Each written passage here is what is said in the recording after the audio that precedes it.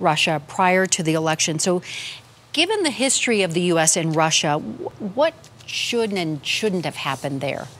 Well, what shouldn't have happened was somebody like Flynn ought to have known a whole lot better than before he had taken office and gone through the normal procedures, you know, to have any kind of relationship with the Russians, because the Russians are still classified as an enemy of the United States. We have sanctions against the Russians. We have a long history of over 40 years of conflict with the Russians.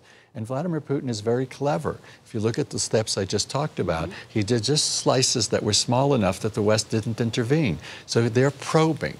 And they have some, I can tell you, I've seen some of them, they have some extraordinarily intelligent people. Because unlike in the United States, where the vast majority of people, for example, in high technology, about 80%, go to Silicon Valley, or they go all across Denver, Colorado, 100,000 people. In Russia, they don't have a Silicon Valley. So what happened, they've tried it, they have one building. It's basically nothing. It's Skolkovo, the suburbs of Moscow. But what that means is that the best and the brightest in high tech go to work for the military-industrial complex. And so when you see them being able to penetrate our capabilities in cyber warfare, it's not a total accident. We even see the Russians, for example, 1 million Russian Jews went to Israel, and they're over 50% of Israeli high tech. So it's because they don't have consumer goods. When did you let's go to a store and turn over the label and said, made in Moscow? And because they don't have agricultural revolution, everyone concentrates on these kinds of fields, and some of the people are exceptionally bright. And that's bad news for us. The president, though, has indicated that he wants to work on that relationship with Russia. Are you dubious? Yes. Well, I would be hopeful, but dubious, because when you're on a winning streak, as Putin has been, and he's got 85% popularity, the incentive is only if the United States would really offer him something. But right now, the Russians are thinking about, well, maybe we can do something in the Baltics, which used to belong to us too. Let's start with Estonia, and brick, by rebuilding some of the Russian Empire, when they live quite poorly. The average person in Moscow makes $700 a month. The average person in, say, Nizhny Novgorod or out in the provinces makes $400 a month. And those are the better things compared to what you see. So he's got to demonstrate that I can do something for you, which is bring back religion. He's now a conservative nationalist. Bring back Christianity, or to give them the feeling that we Russians are again a superpower. That's what he's aiming for, not a war.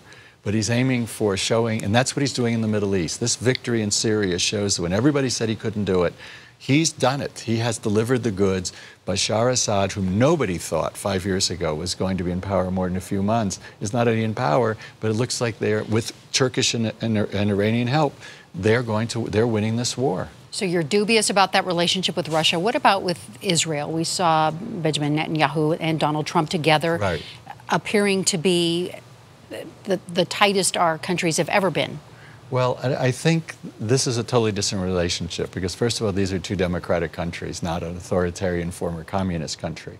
Secondly, Israel itself was founded by Russian Jews. People like David Ben-Gurion and Chaim Weizmann and Golda Meir came from Kiev and from Pinsk and Minsk and other places like that. Socialism in Israel was Russian, and then another 1 million Russians came. So there's 600,000 Russian visitors every year to Israel, and they see their relatives.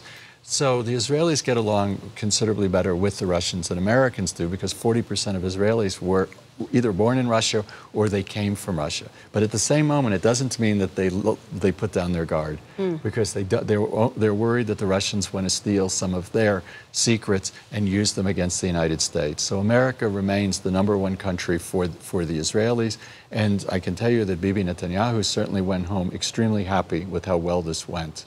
Despite the president saying maybe 2 settlements, maybe 1?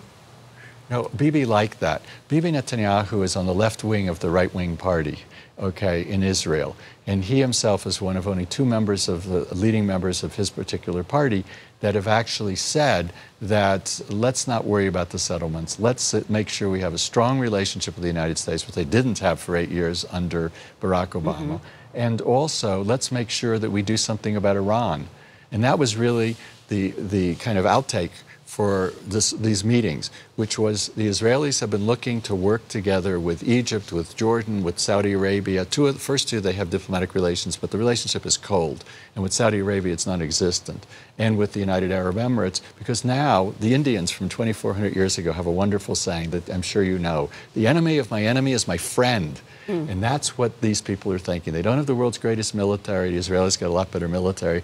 But they are confronting Iran, which is on a winning streak in Lebanon with Hezbollah, you know, with Hamas, you know, with Syria and in Iraq. And so they're terrorized that the world is just going to, you know, ignore them. And so that's really what they were talking about. Let's form a kind of quasi-NATO. We're not going to change our policies. Don't even have to have diplomatic recognition, but let's coordinate. And the Israelis will do what they do best, which is intelligence and cyber warfare. That's something that's kind of a weakness in much of the Arab world. Because you have said Iran will be the biggest problem for the Trump administration. Absolutely. If you follow what's going on in Iran, they believe they're winning. And if you say anything else, I can give you a personal example. I just did yesterday an editorial, an op-ed on Iran that appeared in Fox News. And what it said basically was that Iran is a lot weaker than anyone thinks. I already got complaints from the Iranian side saying that I am a cowardly person that doesn't know what the hell he's talking about. They're very sensitive to the fact that in reality, Iran has great exiles. There's 4 to 5 million of them. I know some of them. They do extraordinarily well in the West. They've invested $100 billion all over the world. But in Iran, women feel that, you know, they're second-class citizens. Most of the men are not particularly religious. And the reality is that the economy is terrible, and they like the West. That's the be-all. I mean, when you have a country that's had 5 million people come to the West, that's telling you something. One last question. Sure. President Trump has said his administration is a fine-tuned machine. Is that what you're seeing? We could only wish. But, you know, in the first couple of weeks, it's a finely tuned machine that has fallen apart before it ever got started. The president needs to step back. It's admirable, whether you agree with him or not, that he wants to actually do something. I was born and grew up in Washington, D.C., and that's not a common, you know, trait of most politicians that I've ever seen in my life.